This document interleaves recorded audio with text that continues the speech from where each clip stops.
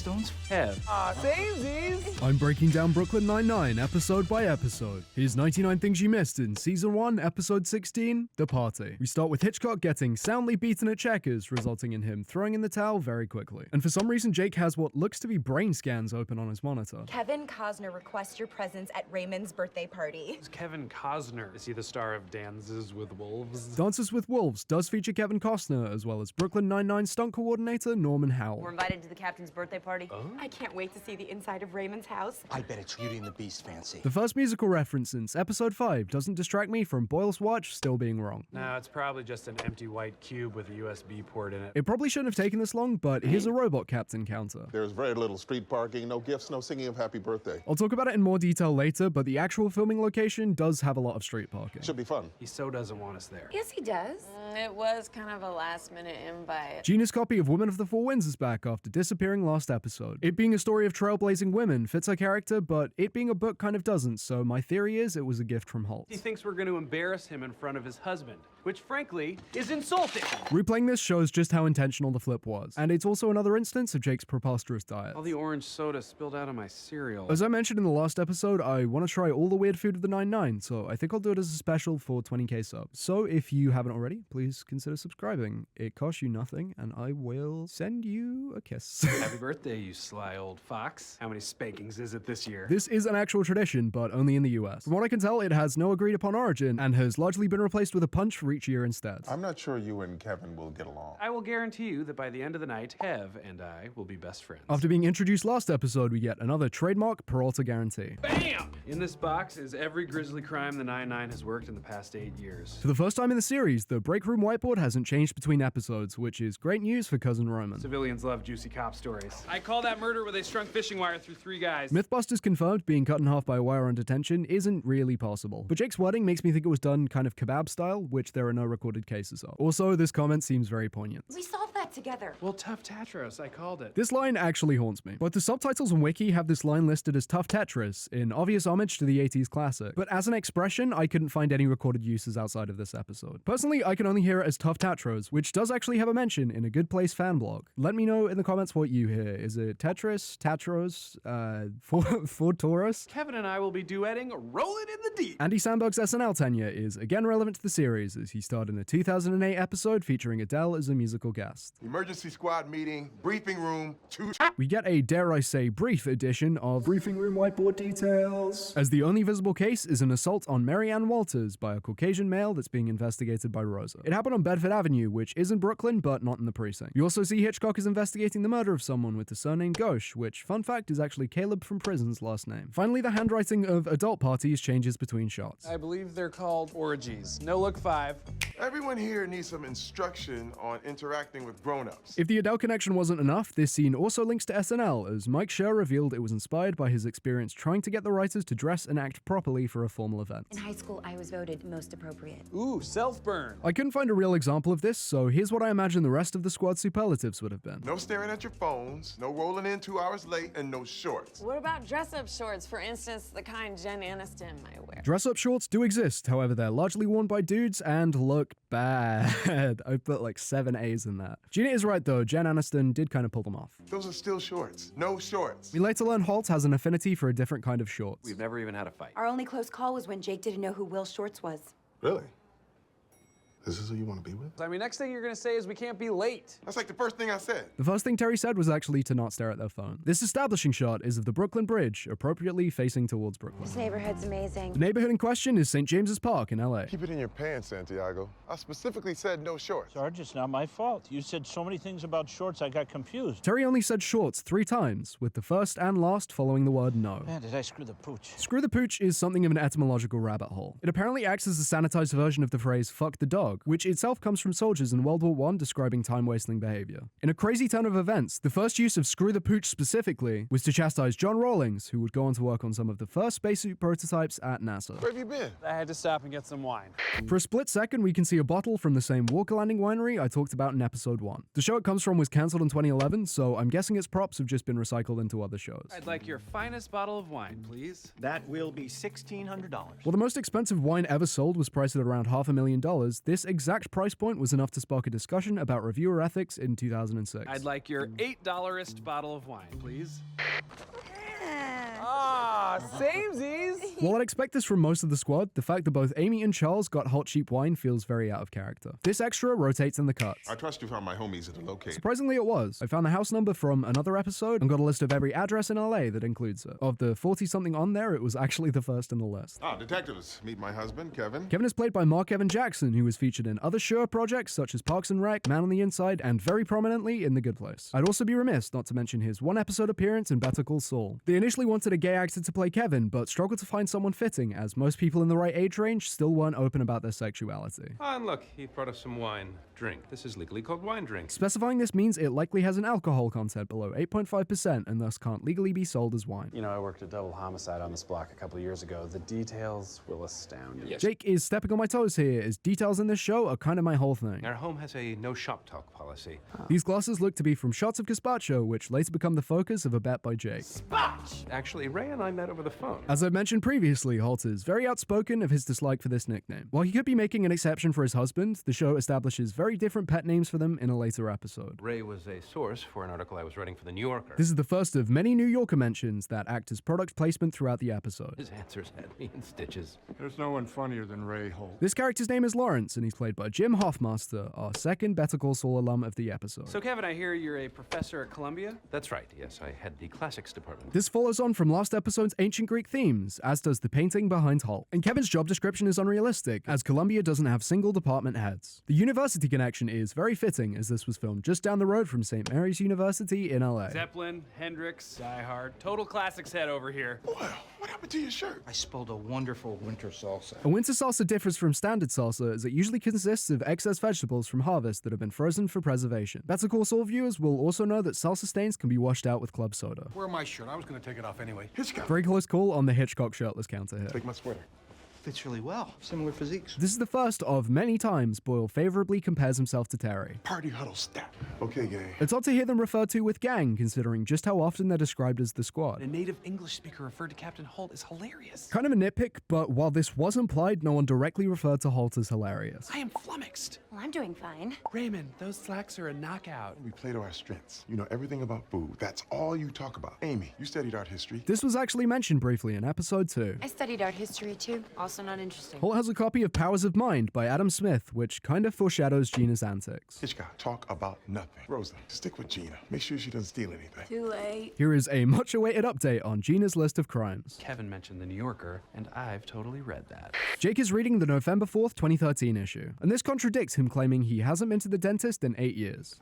Try not to start any conversations. You're Hitchcocking me? While it's definitely not intentional, there's a similar term that refers to thematic similarities with the movies of Alfred Hitchcock. Most of the criteria don't apply here, but I find the few that do quite funny. Now break it up. The squad moving like this was actually choreographed by behind-the-scenes regular Nicole Berger. You're not gazelles. The mantle behind Terry has a cute family photo, and Charles walks awkwardly back into the corner like a poorly programmed Bethesda NPC. Instead of using the house's actual exterior as they do going forward, this establishing shot is stock footage that can also be seen in the movie Hollow Man. Great humor words, Raymond. Jake's arrival makes Kevin turn away in the cut. Reminds me of a very interesting article I read about human trafficking in The New Yorker. The one written by David Remnick. I love that piece. David Remnick is an actual columnist from The New Yorker. However, the issue From 4 weeks ago. doesn't have such an article. Kevin, let's greet our guests. To be continued. Can't wait. All I remember is the title I was hopped up on. Stop eating crab raw. The correct way involves a utensil we actually see on the table at the start of the scene. Pepper relish on your arancini. I love that. I'm Charles. I work with Captain Holt. I'm Vivian Ludley. I work with Kevin. Vivian is played by Marilu Henner, who starred alongside Danny DeVito in Taxi and also the movie Cannonball Run 2, which is notable here as it keeps Mindy St. Clair entertained in the medium place. Author of Stone Fruits and Stones, Food of the Stones. I'm a huge Stones. Got the best recipes for making stones out of moss. Dried sea mosses are actually used in some Irish and Caribbean dishes that Lean into the dirt taste. Chickpeas, the chefs are wearing specialized food handler gloves. tahini, smoked paprika. They make their own hummus. Whoever dressed the set actually went to the effort of putting the listed ingredients in marked containers in the cupboards. Santiago? We both had blue hand towels. We have the same microwave. Not only does Amy not have a microwave, but the hand towels we see in her bathroom are whites. If only Holt had a spoon collection, I'm sure she would have a lot to say about that. My notes. This is a birthday party, not a recon mission. The photo on the phone is actually of the blue hand towels. Let's go interact with these dummies. A courier and Aaron Ives' painting of the Port of New York is covering the mirror, which I'm guessing was done to avoid showing the crew in the reflection. What do you study? Abnormal psychology. Gina, what are you thinking about? I would make the perfect American president based upon my skill set, dance ability, and bloodlust. Gina's skill set shows you can be a very persuasive speaker and also commits a lot of crimes, which apparently is a great combo for politics. A few presidents have been good dancers, most notably George Washington, and as far as bloodlust goes, yeah, I'm not going to touch that one. Fascinating. Ashanti. Ashanti means nice to meet you in French, but Gina says Ashanti in reference to the R&B artist. Rosa's watch actually makes sense for once. Oh, man. I'd list all of the books here to add to the hot reading list, but most of them are classics focused, so it's safe to assume they're Kevin. It's Black Tom Selleck and White Sidney Poitier. This won't be the squad's last reference to Tom Selleck, park my chopper on the beach. The drinks menu, light, and backdrop also give away this photo was taken on the set of Schur's. Can I help you? Tell Kevin that I am available for brunch on Sunday the 17th. The 17th is a Tuesday. Both of them are wrong, as the 17th preceding this episode was actually a Monday. Why are you talking about the New Yorker? I always talk about smart stuff. Unlike the frames we see on the other side of the couch, this is just a stock photo. The jazz age, what's in a name. Those were the categories on Jeopardy last night. These categories don't align with any episodes of Jeopardy, let alone the one from the night before. To the crap library. April 13th, May 2nd. Neither of these dates mark the release of New Yorker issues, and the issue on top of the stack is from November 25th, 2013. Why doesn't my life always work out perfectly? Scalia singing Una furtiva lagrima. which has awoken the counter. Do you two ever get harassed at work? For what? Being a gay couple in the NYPD. While I've talked about Charles H. Cochran being the first openly gay NYPD officer, I can't find any record of openly gay couples. Don't you 1 minute me, I will break that finger off. Hot 7 has a clock that looks to have the time at 4:20 p.m. Tried to get an online subscription. Shut up. Okay. The first 2 paragraphs of the article are on the free site. And if I catch you on that phone again... The phone Terry crushes is a rubber prop with a thin layer of sugar glass. Oh my. But don't worry. He also moves his hand around a lot, which makes the inconsistencies harder to see. Are you saying that slavery is good? I think you're missing the point of the article. I just read it last night as I got in bed. It's Crap. Excuse me 1 second.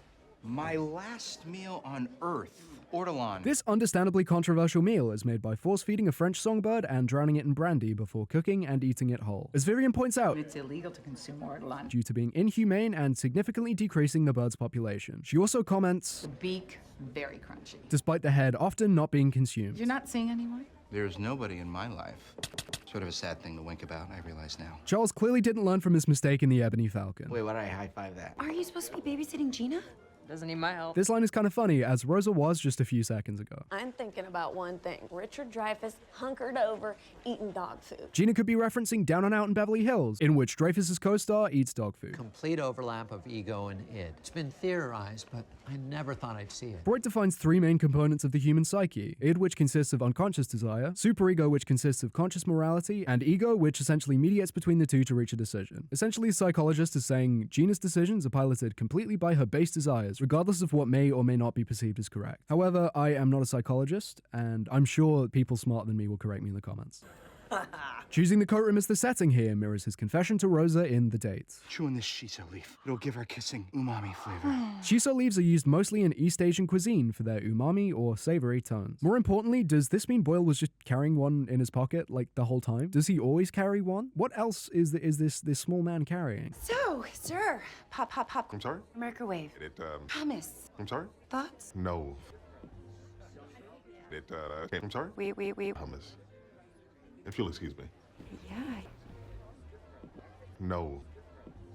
Blink twice if you'd like me to Pop. It being correct was too good to be true, because now Rosa's watch has jumped back 2 hours. I have to massively violate his microwave. Truffaut wrote Breathless, and I've always considered movies a writer's medium. Terry arguing this was written in as a fun nod to the criticism of its first mention. Francois Truffaut's Breathless. Come on. Truffaut is also... Seriously? Hold this, I gotta go. I need DVR. Tell me the captain's secrets. This being a plot point contradicts his later assertion in the episode Beach House. I know they say it's not good to have a TV in the bedroom, which is why I don't. The first 3 recorded shows are all centered on solving mysteries, which is, of course, fitting for his character. Amy chooses to focus on the last entry, which is kind of inaccurate. Ooh, how it's made. Contact lenses. While How It's Made covers contact lenses in its pilot, it isn't the sole focus as this title suggests. Holt must really like these photos as they match the ones in his office. Detectives! Amy, this is low, even for you. Get out of here! I don't know why we have to have this discussion.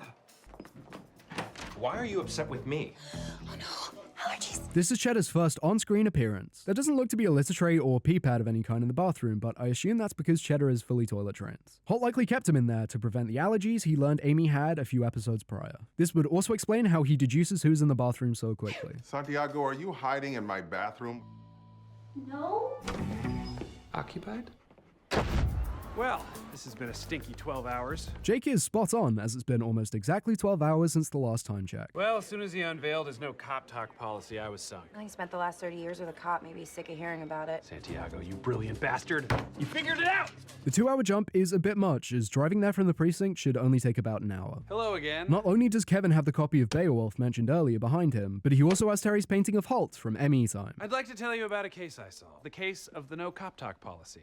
This is, again, a mix of repeated and new footage. Your friends immediately asked Hitchcock and Scully if they were harassed. While he wasn't there, Jake knowing this isn't a continuity error, as Hitchcock likely just told them. Can't imagine it's been fun watching the man you love marginalized and disrespected by the NYPD. I'd like to make it up to you. This establishing shot is of 85 Kenmare Street in New York, and the restaurant name is likely a nod to Gina's actor, Chelsea Peretti. All the interior shots were filmed in the Black Market Liquor Bar, which also hosted Jake's date with the ME. Chicken Parmigiani is incorrectly spelled on the whiteboard. What's going on? Considering how smart he is, it's odd Holt took this long to question what the squad was up to. Boyle picked the menu. Vivian helped. For whatever reason, Rosa shoots a dirty look after this. We end with Scully singing O Sole Mio, which is a love song translating to My Sunshine. When Joel McKinnon Miller was cast, the writers weren't aware of his operatic background, but after Andy Samberg found out, he texted Dan Goor, quote, "Scully sings," and within a week it was written into his character. Apparently in this scene specifically, no one called cuts, so Joel just sang the full song. It was initially greeted by silence, and then a rapturous applause led by Andy Samberg. Congratulations and many thanks to JuneMonkey32 and Sam Descol for becoming this channel's first 6-month members. Thank you also to Lud for becoming a member. I'm also gonna talk a little bit here because the past few times the names have scrolled really fast. I really like worms. I just thought you should know. I'll see you in 2 weeks to go full Boyle. Not a doctor. Stones